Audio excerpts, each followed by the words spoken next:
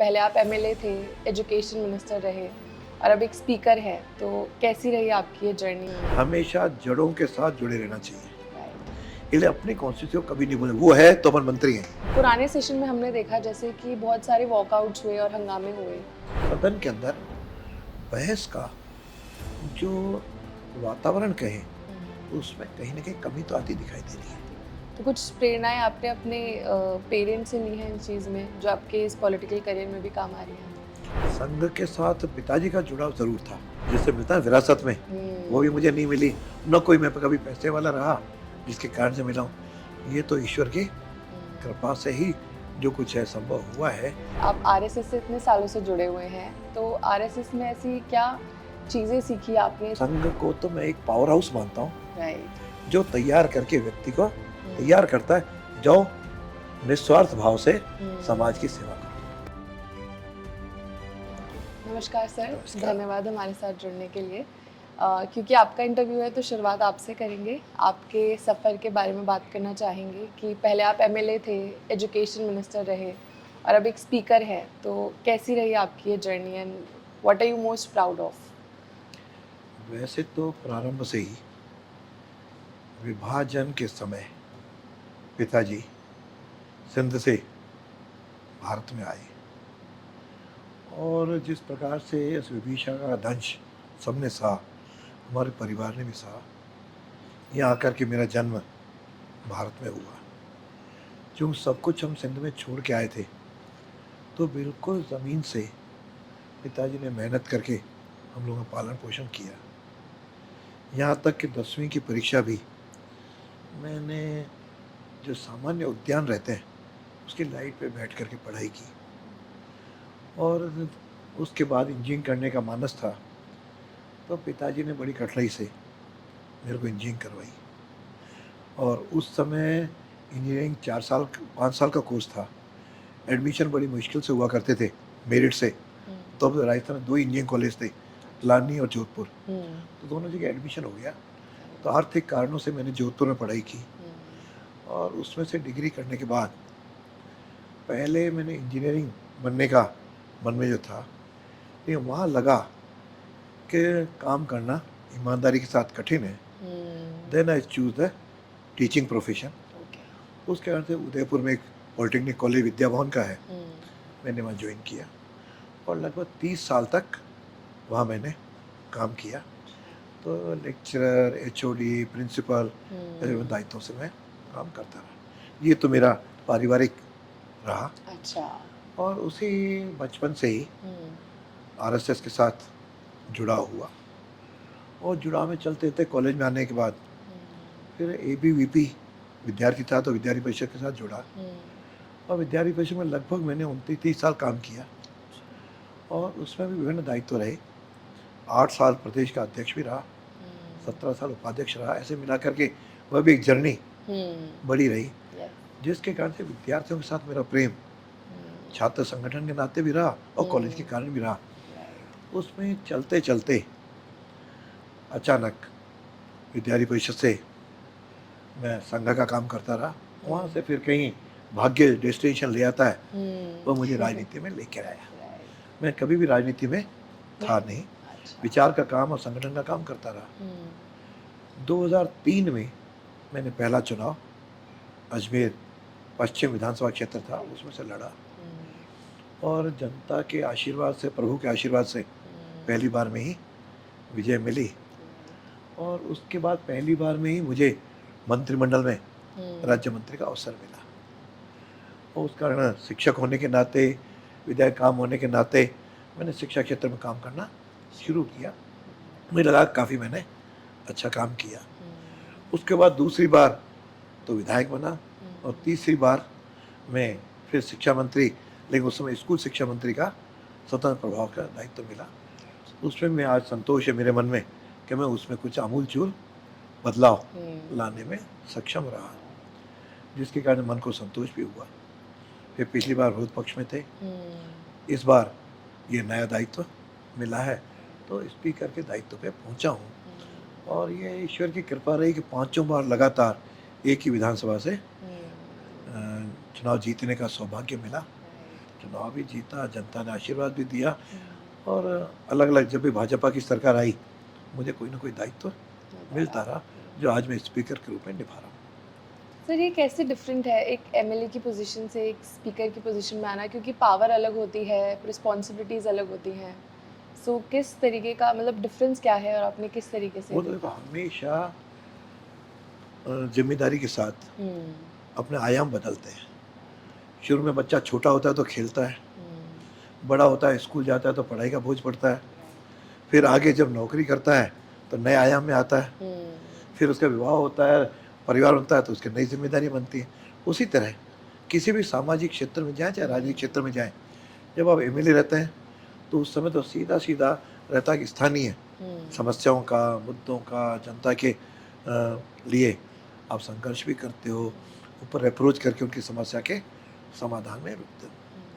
जब मंत्री बनते हो तो उस समय आपका पर्टिकुलर विभाग तक ज़्यादा कंसंट्रेशन हो जाता है, और बाकी बातें भी चलती रहती हैं कि अपने क्षेत्र को तो जो छोड़ेगा, हमेशा जड़ों के साथ जुड़े रहना चाहिए। इसलिए अपनी कॉन्स्टिट्यूशन कभी नहीं भूलें, वो है तो अपन मंत्री हैं, यदि वहीं से नहीं जीतते तो फिर आप मंत्री भी नहीं होते। तो आप अभी भी कनेक्टेड हैं अपनी कॉन्स्टिट्यूएंसी से? इसीलिए मैं कभी जब 5 बार लगातार आशीर्वाद मिला है तो निश्चित से सीधा जो लगाव है वो बना रहा है।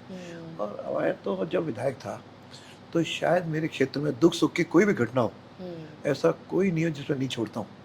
शाम को घंटे 1.5 घंटे तो मैं किसी न किसी के दुख में, उठावनों में जाता ही था। और आज भी मैं जब जाऊँगा, जैसे आज जा रहा हूँ, तो लिस्ट पहले से मिलेगी 3-4 का, पिछले दिनों वो दुख की बात हुई है, शोक की बात हुई, उसको आपको घर जाना है। शादी गई तो बच्चे को नहीं पहुँच पाए, उसके घर जाके आशीर्वाद लिया। लेकिन तब तक मेरी चिट्ठी उसकी दिन दोनों जगह पहुँचेगी, ये मेरा आज भी जुड़ाव है। और फ़ोन भी किसी का आता है तो अननोन नंबर को भी कॉल बैक मैं करता हूँ, ऐसा स्वभाव बना रखा है। लेकिन मंत्री होने के नाते क्यों विभाग की जिम्मेदारी होती है तो आदमी को अधिकांश समय वहाँ भी देना होता है।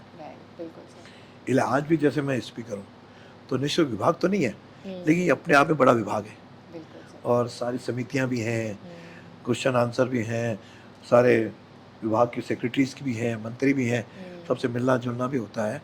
तो उस कारण उनके भी कोई मुद्दे होते हैं जिसका लोग हम समाधान करते हैं। लेकिन फिर भी मैंने अपने कॉन्स्टिट्यूंसी को नहीं भूला। लेकिन 7 दिन का लगभग विभाजन पहले भी कर रखा था, आज भी कर रखा है कि 3 दिन या मुझे 4 दिन कभी जयपुर में विभाग का काम करना या विधानसभा का करना, 2 दिन अपने कॉन्स्टिट्यूंसी को देना, और बाकी 1.5 दिन 2 दिन जो बचता वो राजस्थान में या बाहर प्रवास करना। तो अभी लगातार अभी भी हर महीने लगभग मेरा 14-15 दिन या 16 दिन बाहर, 17 दिन बाहर रहता है। और यहाँ भी रहना तो पूरे कॉलेज की तरह यहाँ 10-10:30 से लेकर शाम के 6 बजे तक विधानसभा में रहना, और यहाँ के कामों में लोगों से मिलना जुलना, उनकी भावनाओं में आदर करना। तो इस प्रकार का दिनचर्या बन गया। अभी भी अजमेर जाऊँगा तो शायद मैं तो लोगों का पहला स्वभाव है बेडरूम तक रात को 10 बजे तक आते रहते हैं, मिलता रहता हूँ, चलता रहता है। यहाँ फिर भी थोड़ा रिलीफ रहता है, अजमेर शायद 1 मिनट की भी फुर्सत नहीं मिलती। लोगों का प्रेम है, और हमारे भी जब दायित्व लिया है तो उसे ईमानदारी से निभाने का स्वभाव है। सर ये आपका इनबिल्ट है या फिर हम कई चीज़ें अपने पेरेंट्स से सीखते हैं, कुछ उनके डिसिप्लिन हमारे अंदर आते हैं, तो कुछ प्रेरणाएं आपने अपने पेरेंट्स से ली हैं इन चीज़ में जो आपके इस पॉलिटिकल करियर में भी काम आ रही हैं? पेरेंट्स कभी पॉलिटिक्स में नहीं थे। अच्छा। और मैं तो कहता हूँ मैं भाग्यशाली अपने आप को मानता हूँ, न तो ऊपर सा कहीं आदमी जिससे मिलता है विरासत में वो भी मुझे नहीं मिली, न कोई मैं कभी पैसे वाला रहा जिसके कारण से मिला हूँ। ये तो ईश्वर की कृपा से ही जो कुछ है संभव हुआ है। तो इस नाते पेरेंट्स, संघ के साथ पिताजी का जुड़ाव ज़रूर था, बाकी परिवार में कोई नहीं था। और विश्व हिंदू परिषद के नाते एक धार्मिक व्यक्ति थे, सत्संग वगैरह में जाते थे, इसलिए विश्व हिंदू परिषद के साथ उनका जुड़ाव था, और इतना ही था। लेकिन संघ में मैं लगभग सन 58 में जब 8-10 साल का था तभी मैंने जाना। आपकी हर बात में संघ की हमेशा चर्चा होती है, उससे भी बात करेंगे। बात करते हैं सर पार्लियामेंट की, तो पुराने सेशन में हमने देखा जैसे कि बहुत सारे वॉकआउट्स हुए और हंगामे हुए, तो उन चीज़ों से काफ़ी डिस्टर्बेंस आती है, लोगों का विश्वास थोड़ा कम होता है। तो इस चीज़ को चेंज करने के लिए आप क्या एक्शंस ले सकते हैं? वैसे तो जिस प्रकार का सामाजिक वातावरण होगा उसके अनुसार ही राजनीतिक वातावरण बनेगा। पहले अपन जब छोटे थे तो जो घर का वातावरण था उसमें राज में अंतर है कि नहीं? बिल्कुल है। तो उसी जन में से लोग चुन करके विधायक बनेंगे, मंत्री बनेंगे, तो वह असर तो समाज का आएगा। वही असर पार्लियामेंट में भी आया है। मुझे पहली पार्लियामेंट ध्यान है, जब मैं छोटा था, लेकिन रुचि तो रखता था, अगा पकड़ता।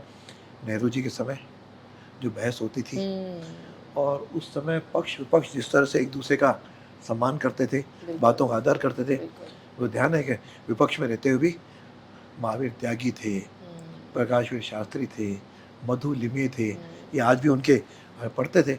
और सत्ता पक्ष में भी वो भाव रहता था, विपक्ष का भी रहता था, विपक्ष को सम्मान देना और सत्ता पक्ष को भी मिल करके चलना। तो उसका वातावरण था। धीरे धीरे 90 के बाद इसमें कमी आती गई, तो उस तरह के कई लोग चुन के आते भी रहे। तो सृष्टि तो चलनी है, वातावरण में विधायी काम भी होना है। ये हर क्षेत्र में आया, चाहे अपन कहें कि केवल पॉलिटिक्स में, ऐसा भी नहीं, समाज में भी आया, सामाजिक संगठनों में भी आया। तो उसके अनुसार सदन के अंदर बहस का जो वातावरण कहे, उसमें कहीं ना कहीं कमी तो आती दिखाई दे रही है। और ये पार्लियामेंट में देख रहे हैं कि पहले ये केवल राजस्थान असेंबली तक सीमित नहीं है, मैं यूपी भी देख रहा हूँ, एमपी भी देख रहा हूँ, बिहार भी देखता हूँ, हरियाणा भी देख रहा हूँ, अन्य स्थानों पे भी देखता हूँ, विजिट भी किया है। और पार्लियामेंट तो अपन पिछले कई समय से देख ही रहे। तो उस वातावरण का असर यहाँ भी है। हालांकि इसमें संवाद से, दोनों पक्षों के संवाद से, समन्वय से बात करने का, हल निकालने का हम लोग प्रयत्न करते हैं। और काफ़ी कुछ आज भी मैं कहता हूँ, राजस्थान विधानसभा आज भी कई विधानसभाओं से बेटर है, पहले की तुलना में है। क्योंकि अब इसका कारण मैं भी गहराई में नहीं आता, क्योंकि हर एक को लगता है with due regard for media से, हमको मीडिया में हाईलाइट होना है। तो हाईलाइट होने के लिए ऐसा क्या किया जाए, क्या कहा जाए जिसके कारण से हमको प्रमुखता मिले, वायरल होने के लिए। वह भी एक एंगल रहता है, आई कैचर जिसे कहना है, वह भी एक एंगल रहता है। और साथ में यह भी रहता है कि स्टडी करना, बोलना, करना, ये सभी पक्षों का लागू है। ये जितना मैं पक्ष के लिए होता है, विपक्ष भी सभी प्रकार के एमएलए इन जनरल है। तो उसको इम्प्रूव करने की हम कोशिश तो कर रहे हैं। इसलिए कई बार हम प्रशिक्षण वर्ग भी करते हैं, नियमों का हवाला समझाते हैं। इंडी जो समितियाँ बनी है, समितियों में उपस्थिति बढ़े, इसकी भी चर्चा करता हूँ। यहाँ आते हैं तो यहाँ भी अनौपचारिक चर्चा होती है, क्योंकि ये संवाद और आपसी समझ और समन्वय से होता है। कानून से कोई चीज़ घर में भी लागू नहीं होती। तो उस प्रकार हम प्रयास करते हैं, फिर भी सोचते हैं काफ़ी कुछ हम बेटर हैं और बेटर करने की सोचते हैं। मैंने इस बार आकर के सर्वदलीय बैठक, जो कहीं भी राजस्थान पहले कभी नहीं हुई, पहले मेरे आने के बाद इसको शुरू किया है। और संवाद भी कभी कोई आ गया विधानसभा के अंदर तो स्थगित करके यहाँ सबको बुला लेता हूँ, बैठो, बात करो, क्यों अल्टीमेटली तो समाधान टेबल पर ही होना है। आज करो, चाहे 1 दिन बात करो, चाहे 6 दिन बात करो, चाहे 5 दिन के बाद करो।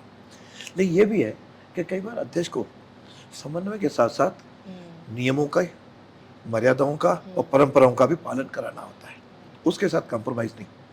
और संयोग से या योग से कहो, मैं अध्यापक रहा, अध्यापक होने के नाते डिसिप्लिन के साथ प्रेम अधिक रहता है। वो भी प्रोफेशनल कॉलेज में रहा, तो डिसिप्लिन के कारण भी कई बार मेरे को कुछ बातें ठीक नहीं लगती, तो उसका फिर रिएक्शन आ ही जाता है। लेकिन उसको कहते हुए अपने बातों से सॉल्व करता हूँ। पर क्योंकि आप एक टीचर रहे हैं तो आपको पता भी है कैसे हैंडल करना है और सोल्यूशन निकालना है किसी भी चीज़ का। बस very nice sir. Youth parliament भी होती है, 1966 से होती आ रही है इंडिया में, लेकिन अब डिजिटल के दौर में आप उसको किस तरीके से देखते हैं? क्या सिर्फ एक ये सोशल एक्टिविटी है या इस पे सोल्यूशंस पे भी प्रभाव पड़ता है? वैसे तो यहाँ बढ़ा क्यों, कभी पिछले साल में ही मैंने लगभग 3-4 यूथ पार्लियामेंट, जो पहले शायद सालों में एक आध होती थी, उसको बढ़ावा भी दिया है। और एक आध पार्लियामेंट तो सारे भारत के 12-13 प्रांतों के भी लोग उसमें अभी रिसेंट वाले में रहे। पहले वाले में लगभग 50-60 विश्वविद्यालयों के पर्यावरण से जुड़े हुए भी छात्र आए, उनके बीच संवाद हुआ। ये एक अच्छी पहल है, क्योंकि पहले कहते थे कि विद्यार्थी आज का नहीं कल का नागरिक है, लेकिन अब उल्टा है, विद्यार्थी कल का नहीं आज का नागरिक है। सारी समस्याओं का उसको फेस करना पड़ता है, इसलिए उसका ज्ञानवर्धन हो और आज की समस्याओं से बराबर अवगत भी रहे। और फिर नई टेक्नोलॉजी के अनुसार, पहले तो अखबार कम बढ़ते थे, तो अखबार आ गया तो टीवी बहुत कम था, अब तो नेट पे जो चाहो एवरीथिंग इज अवेलेबल। शायद हमें से भी ज़्यादा हमारे बच्चों का आज का नॉलेज पॉइंट ऑफ व्यू से दे बेटर नॉलेज। कंप्यूटर का भी उपयोग करें तो शायद हमसे ज़्यादा वो करते हैं, जानकारी रखते हैं। तो इसलिए उन विद्यार्थियों को इस प्रकार के संवाद के साथ जोड़ना बहुत अच्छी शुरुआत है। उनकी समझ बढ़ेगी तो इन्हीं में से तो कल कोई छात्र नेता के रूप में आएंगे और उन्हीं में से कोई एमएलए बनेगा। तो अभी से यदि बेटर अंडरस्टैंडिंग होगी तो लोकतंत्र के लिए ये बहुत अच्छा रहेगा। तो मैं तो उसको अच्छी शुरुआत मानता हूँ। सर, जैसे यूथ पार्लियामेंट हुई तो पीओके के लिए एक यूनाइटेड प्रस्ताव पास हुआ कि उसे वापस लिया जाए। तो जब इतने भारी, इतने इम्पोर्टेंट इश्यूज़ पे बात होती है तो क्या ये यूथ के लिए इंस्पायरिंग है या फिर ये उनके लिए एक ऐसी एक्सपेक्टेशन क्रिएट कर देते हैं जो कि पॉसिबल नहीं है? ऐसा है कि मुद्दों पे लोकतंत्र में चर्चा करना अभिव्यक्ति की स्वतंत्रता है। उन्होंने की, आपस में विचार विमर्श भी किया और उसके बाद कोई बात लाए हैं तो मीडिया में भी आती है और सरकार तक भी पहुंचती है। तो निश्चित रूप से उसका इम्पैक्ट आज नहीं लेकिन फ्यूचर में निश्चित ऐसे मुद्दों का आता है। और नहीं तो जन शिक्षण, अपन तो कहते हैं ना लोकतंत्र वोट देने जाना चाहिए। अब कई बार तो वोटिंग परसेंटेज कम होती, अब बढ़ने लगी है। तो इस प्रकार का ऐसे जागरण से वोट परसेंटेज भी बढ़ेगी, समझ करके वोट देने का भी करेंगे। आज मैं कई बार सोचता हूँ कि हम हर एक मैनिफेस्टो तो निकालती है पार्टी, उन मैनिफेस्टो को पढ़ करके कितने परसेंट लोग वोट देते हैं। तो मैं जब पिछली बार शिक्षा मंत्री था, एक मैं मीटिंग में गया तो बात चली, तो मैंने कहा आप में से ऐसे कितने लोग हैं जिन्होंने लास्ट इलेक्शन में वोट नहीं दिया। अब आश्चर्य उसमें कोई लोग खड़े हो गए, लेक्चरर हैं। तो कई बार पढ़ा लिखा व्यक्ति भी वोट देने कम जाता है, दोनों कारणों से, या तो इसका महत्व को या फिर ये सब एक जैसे हैं, what ever it is in their मन में। लेकिन इसको बदलना होगा। लोकतंत्र में आपको अधिकार सब वोट दें तो सोच समझ के दें, सोच समझ के तब देंगे जब मुद्दों को समझेंगे। तो ये मुद्दों को समझने का काम यदि युवा पीढ़ी से ही शुरू होता है तो शुभ संकेत है लोकतंत्र के। मगर ऐसा विद्यालयों में भी चलाना चाहिए, विश्वविद्यालयों में चलानी चाहिए ऐसे काम, कॉलेजों में हो तो अच्छा है। सर, आपने अडल्ट्स की भी एक पार्लियामेंट सेशन आप लेते हैं, अब एक यूथ पार्लियामेंट भी होती है, तो एज अ स्पीकर क्या डिफरेंस होता है जब आप एक यूथ पार्लियामेंट में होते हैं और दूसरी पार्लियामेंट में होते हैं? हमारी विधानसभा पार्लियामेंट चलना एक अलग विषय है। यहाँ तो केवल नॉलेज और अंडरस्टैंडिंग के हिसाब से या वातावरण या अपना प्रशिक्षण उसे कहें यूथ में, उसके हिसाब से। यहाँ जो विधानसभा है उसका तो एक फाइनल अथॉरिटी है, नियम बनाने के लिए, विधेयक पारित करने के लिए, प्रश्नों के उत्तर करने के लिए। वहाँ अकाउंटेबिलिटी है, प्रश्न का उत्तर देना है तो मंत्री को तथ्यों के आधार पर देना होगा। और विद्यार्थी को विधानसभा के किसी सदस्य को भी बोलना है तो रिस्पॉन्सिबिलिटी के साथ बोलना होगा। हालांकि प्रोविजन है कि विधानसभा में की बातों का बाहर उस पर नहीं होता, लेकिन बोलना करना आखिर इमेज आती है। फिर हमारी विधानसभा की कार्रवाई यूट्यूब से लाइव होती है, तो आम जनता भी, उसके मतदाता भी देखते हैं, आम जनता भी देखती है। तो इनके बोलने, इनकी चर्चा करने और एक विधानसभा के सदस्य की चर्चा करने और मंत्रिमंडल के द्वारा विधेयक लाना, उसे पारित करवाना, वह तो एक तरह से कानून बनाना, वह एक प्रशिक्षण का अंग है, ये एग्जीक्यूटिव का अंग है। ये दोनों में अंतर है। आपका एक्सपीरियंस कैसा रहा इसमें? नहीं, मेरा एक्सपीरियंस तो अच्छा है कि कानून आखिर पार्लियामेंट है तो पार्लियामेंट के हिसाब से बनेगी। उनका स्तर हो तो उस हिसाब से करेंगे। लेकिन आज भी इसके लोकतंत्र की जो संवैधानिक मर्यादाएं हैं, विधायिका है, क्योंकि लोकतंत्र के 4 ही स्तंभ हैं, चारों स्तंभ में ये भी एक स्तंभ है। बिल्कुल सर। तो उसमें हम बार बार कहते हैं, जैसे क्वेश्चंस के अब आंसर पहले कहते हैं बहुत कम आते थे, लेकिन मैंने पिछले साल भर से जो परस्यूएंस किया है तो लास्ट बार तो 95% का, अभी भी मैंने मॉनिटरिंग की, लगभग 80% के आ गए। अभी 10-12 दिन और हैं तो मैं सोचता इसको हम 90 तक तो आराम से ले जाएंगे। ये ब्यूरोक्रेसी की विधायिका के प्रति अकाउंटेबिलिटी बढ़े, इसका मैं प्रयत्न कर रहा हूँ। उसमें कुछ हद तक सक्सेस भी मिल रहे हैं, लेकिन कुछ कॉन्स्टेंट्स हैं वो, क्योंकि ये बिजली का बटन तो है नहीं, यू कैन ऑन करे तो ऑन हो जाए, ऑफ करे तो ऑफ हो जाए। It is a human understanding से करा के उसको बढ़ाना होता है। That we are doing and I am getting the support also. Nice sir. आपने स्टार्टिंग में आरएसएस के बारे में बताया सर, आप आरएसएस से इतने सालों से जुड़े हुए हैं, तो आरएसएस में ऐसी क्या चीज़ें सीखी आपने, ऐसी क्या क्वालिटीज़ इनहेरिट करी जिससे आपकी पर्सनल और प्रोफेशनल लाइफ में डिफरेंस आया या बेटर हुई?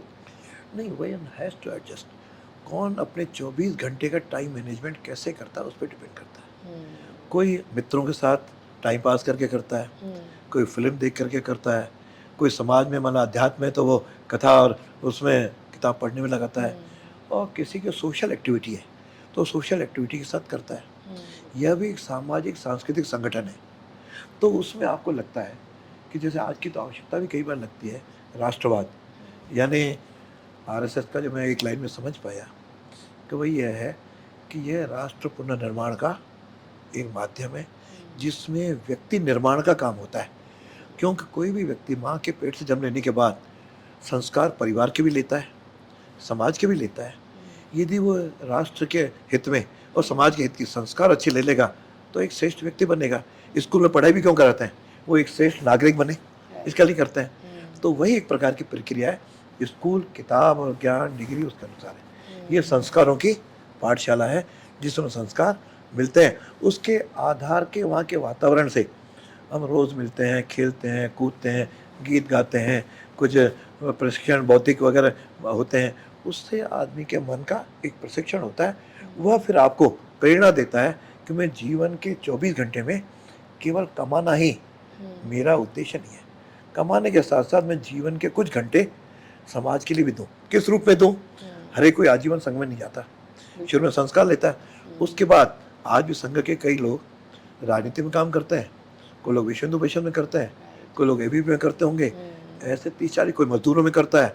तो कोई बिल्कुल ना होकर के एक मेडिकल के डॉक्टर्स भी हर सप्ताह में 2 घंटे गांव में जाकर के फ्री चेकअप भी करते हैं, वह भी संस्कार मिलता है। कहीं तुलसी के पौधों का वितरण करते हैं। अभी आजकल पौधा लगाने का जो काम चल रहा है वह भी पर्यावरण, एक माँ के नाम, कई बार पर्यावरण के में भी लोग काम करते हैं। तो कुल मिलाकर के वहाँ ये है कि अपना सामाजिक जीवन जो भगवान ने जन्म दिया है उसमें व्यक्तिनिष्ठ न होकर के हम समाजनिष्ठ और राष्ट्रनिष्ठ भी बने। वो एक संस्कार मिलता है जिसके कारण व्यक्ति काम करना शुरू होता है। उसमें जितनी क्षमता है, जितनी क्वालिटी है, जितना सोच है, वो संसार आगे बढ़ता है और बढ़ता जाता है। और आज प्रधानमंत्री जी भी किसी जमाने में बिल्कुल सर संघ के संसिक्त है, कई मुख्यमंत्री भी रहे, कई और लोग भी रहे, और कई बार विद्यार्थी जीवन में, तो कई बार विपक्ष में भी आज जो लोग काम कर रहे हैं वे भी कभी रहे, कोई राजनीतिक कारणों से अलग अलग पार्टियों में चले गए। तो संघ को तो मैं एक पावर हाउस मानता हूँ, जो तैयार करके व्यक्ति को तैयार करता है, जो निस्वार्थ भाव से समाज की सेवा करो जिस भी क्षेत्र में आप रहते हो। तो ये पॉलिटिक्स से जुड़ा नहीं है कि एक इंसान को बेहतर बनाता है ये सब? इंसान को बेहतर संस्कार देता है और आज विश्व का सबसे बड़ा सामाजिक संगठन है बिना राजनीति के। राजनीति होता है उस नाम से चुनाव लड़ते हैं, हालांकि लोग जोड़ लेते हैं कि क्योंकि उनको दिखता है कि बीजेपी के अधिकतर लोग आरएसएस से आए हुए हैं, ये लगता है। या बताइए यूथ को कि ये डिफरेंट है। ये डिफरेंट है क्योंकि कई ऐसे लोग हैं जो बीजेपी में नहीं है, सामाजिक क्षेत्रों में काम कर रहे हैं। बीजेपी में तो लिमिटेड लोग हैं, आरएसएस के तो इतना बड़ा, इतने सारे समझे कि हर एक थोड़ी जाता है, कोई लोग ही काम करते हैं। हाँ, वोट देते समय जरूर कई बार सोचते हैं कि हमारे विचारधारा के नजदीक कौन है, उसका हर आदमी सोचता है। परिवार का भी कोई खड़ा होता है, मेरे परिवार का है, समाज का खड़ा होता है, मेरे समाज का है, विचारों का है, होता है। सर, आपका सफ़र आरएसएस से सांसद तक रहा, तो आपने एक पॉलिटिशियन को कहा था कि आरएसएस को समझने के लिए एक नई ज़िंदगी लेनी पड़ेगी। तो क्या आप लोगों का मुद्दा पार्टी मुद्दों से जुड़कर लोग अपनी पार्टी से लेकर अपनी विचारधारा में इतना अंतर आ गया है कि लोग असली मुद्दों पर बात नहीं कर पाते? कई बार ऐसा होता है, हम राजनीतिक एंगल से किसी भी सामाजिक संगठन को आंकना शुरू कर देते हैं। राजनीतिक लोग राजनीति की चर्चा करें, राजनीतिक पार्टियों में आपस में खूब मुद्दे उठाएं, आलोचना करें, कुछ भी करें, लेकिन उसमें किसी सामाजिक संगठन को जोड़ना और जोड़ो, लेकिन उसमें फिर आक्षेप लगाना, तो उसके लिए उस संगठन की सही समझ भी चाहिए, और सही समझ किताबों से नहीं आती। बिल्कुल। जब तक आप, जैसे एक बार मुझे ध्यान है, एक राजनीतिक ने दूसरे राजनीतिक के लिए कहा था कि बिना रगड़ाई के आप नहीं समझ पाए हो, तो वो रगड़ाई यहाँ भी है। आप उस मिट्टी में, भारत माता की मिट्टी में खेलो, समझो, ऑर्गेनाइजेशन नज़दीक जाओ, फिर आप टिप्पणी करो, कोई मना नहीं है। लोकतंत्र में अभिव्यक्ति की है, लेकिन अभिव्यक्ति पूर्व आग्रह से नहीं करना, ये राजनीतिक कारणों से नहीं करनी। केवल राजनीतिक कारणों से करोगे तो फिर लगता है कि आप संगठन को नहीं समझ पा रहे हो, या फिर इंटेंशनली कर रहे हो। दोनों बातें हो सकती हैं। हो सकता है कई लोग मुझे अकेले में कहते भी हैं ये तो सबसे बड़ी अच्छी संस्था है, लेकिन राजनीतिक कारण से हम उस पार्टी में हैं, इसलिए हमको चुप रहना पड़ता है। रहते हैं, रहे, कोई दिक्कत नहीं है। सर, बस आखिरी के 2 सवाल। पहला ये कि अब पार्लियामेंट में मेजॉरिटी ऑफ लोग 50 साल के अराउंड हैं और यंग लोग बहुत कम है पार्लियामेंट में, under 35 I think just 2 MLAs are there, तो क्या आप इस इनिशिएटिव को सपोर्ट करते हैं कि और यंग लोग पार्लियामेंट में आने चाहिए? ये प्रक्रिया नेचुरल होती है हम्म, और कई बार अनुभव और युवा दोनों का समावेश भी चाहिए, समन्वय भी चाहिए। केवल कुछ एक आध सामने युवा आएंगे तो उनकी में उतना मैच्योरिटी या समझ न होने का कई बार कठिनाइयाँ भी खड़ी होती हैं। बिल्कुल। कई बार केवल सारे बुजुर्ग आ गए तो युवा पीढ़ी कब आएगी? लेकिन मुझे लगता है अभी भी विधानसभा के जब चुनाव होते हैं नियर अबाउट 35% ही रिपीट होते हैं। बाकी तो पुराने भी होते हैं तो हार जाते हैं, लेकिन विधानसभा के अंदर निरंतर नया खून आ रहा है और सारे राजनीतिक दल उस समय प्रोत्साहन देते हैं, लेकिन प्रोत्साहन में उनके पास मुद्दा तो रहता है जीतने वाला चाहिए। जीत क्यों पॉलिटिक्स में हम काम ही इसीलिए करते हैं, हमारी सरकार बने तो जीत चाहिए, तो उस कॉन्स्टिट्यूंसी के जीत का एंगल वो राजनीतिक दल जो टिकट बांटते हैं उनका सोच होता है, उनका आंकलन होता है। कई बार आंकलन सही भी निकलता है, कई बार आंकलन गलत भी निकलता है। It is trial and error method, उस हिसाब से वो टिकट देते हैं और जीतते हैं। लेकिन युवाओं को लगातार काम करते रहना चाहिए कि युवा के नाम पे युवा को लाएं, उसकी तुलना में उससे जिसमें विचारधारा में समझते हो उस दल के अंदर काम करें, काम करते करते प्रतीक्षा करें, उसमें अपने आप उनका नंबर आए, आ जाएगा, आखिर देश का नेतृत्व तो करें। मुझे लगता है कि जितने भी बड़े लोग हैं वे सब युवा पीढ़ी से जुड़ते हुए आए। आज कौन, आज भले वो बुजुर्ग हो गए हो, लेकिन एक जमाने वो भी तो युवा थे जब आए थे। आज मुझे कहते हैं भाई उस समय चाहे आज के मुख्यमंत्री हो, प्रधानमंत्री हो या दूसरे मंत्री हो, ये भी 30-35 आयु में तो आए, उस समय तो बने, फिर कंटिन्यू कर गए कुछ लोग ड्रॉप होते गए। ये एक निरंतर प्रक्रिया है जीवन की, वो पार्लियामेंट में भी है, वो विधानसभा में भी है, उस प्रकार का चलते रहना चाहिए। हाँ, युवाओं को अपनी समझ भी बढ़ानी, मैच्योरिटी बढ़ानी, मर्यादाओं में रहते हुए लोकतंत्र को और संविधान के प्रति समर्पित होते हुए काम करने का स्वभाव बनाते रहो। बाकी तो अपना अपना भाग्य भी है, मेहनत भी करो, भाग्य भी हो। कई बार मैं मजाक में एक बार करता हूँ, शायद वो कितना यहाँ फिट बैठेगा नहीं बैठेगा। You compare with the locker, if you have the locker it will operate, या ऑपरेट करेगा 2 चाबियों से, केवल आपकी चाबी से ऑपरेट नहीं करेगा, केवल मैनेजर की चाबी से ऑपरेट नहीं करेगा, दोनों एक साथ लगेंगे तो ऑपरेट करेगा। तो आपकी चाबी तो कर्म, वो आप करते रहो, मैनेजर की चाबी है भाग्य, दोनों एक साथ जुटेंगे तो आप आगे बढ़ चलोगे। नहीं तो कर्म करते रहो, इंतजार करते रहो और आगे बढ़ते जाओ। कभी कोई कठिनाई नहीं आएगी, आपको कभी भी निराशा नहीं आएगी। ये आज का यूथ बहुत जल्दी पाना चाहता है और नहीं मिला तो तुरंत निराश भी होता है। सतत काम करते रहने का स्वभाव बनाना चाहिए, तो आपको जीवन में कभी निराशा नहीं। हर आदमी तो नहीं बनेगा, राजस्थान एमएलए तो 200 ही बनेंगे, बिल्कुल सर, तो कोई 500 तो होंगे नहीं। अब जनता तो 8 करोड़ है, 8 करोड़ में 200 का चयन होना, उसमें से फिर आप जीत करके आओ। It is the way of system, जो आप जुड़ते जाओ, करते जाओ। और पॉलिटिकल पार्टीज भी हर चाहते हैं। अब चाइना के बाकी इधर देखें, जहाँ जहाँ कहीं लोग बुजुर्ग ज़्यादा होते जा रहे हैं, लेकिन भारत में अभी भी शायद 52%, कुछ लोग 65% कहते हैं युवा है, तो युवा ही रहे, तो भाई दिया फिर अवसर आएगा। लेकिन ये मुझे यही मिल जाए और आज ही मिल जाए, इसकी तुलना में लगातार काम करते रहना चाहिए, समझ बढ़ाते रहना चाहिए और सक्रिय रहना चाहिए, तो आप हमेशा आगे बढ़ने के आपका चांसेस मिलते रहेंगे। वो कहते हैं ना, patience is the key towards success. बिल्कुल सर।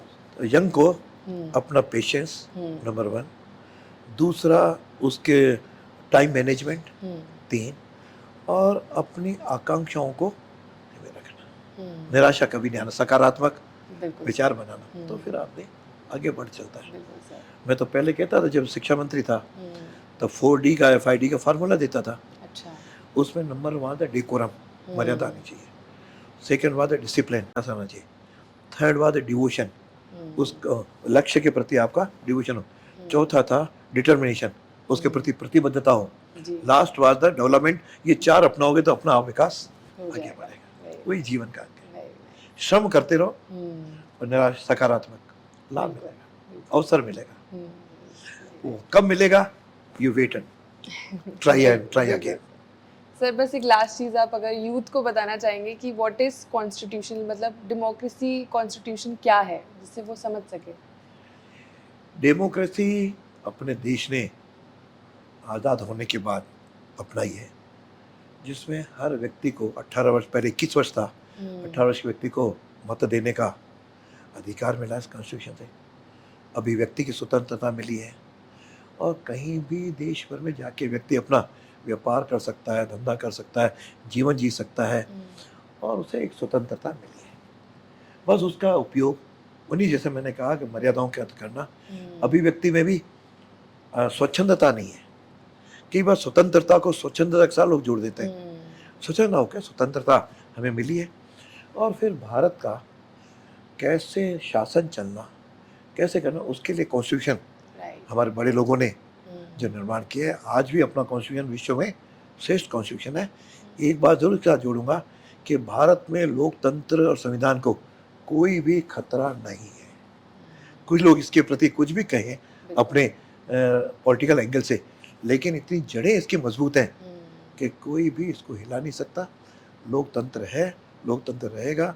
और संविधान में यूँ तो कहते हैं साहब संशोधन पता नहीं 100 से ऊपर संशोधन विभिन्न राजनीतिक दलों ने किया है, उस समय आवश्यकता अनुसार किए, लेकिन संविधान जो मूल रूप से है वह आज भी है और कल भी रहेगा।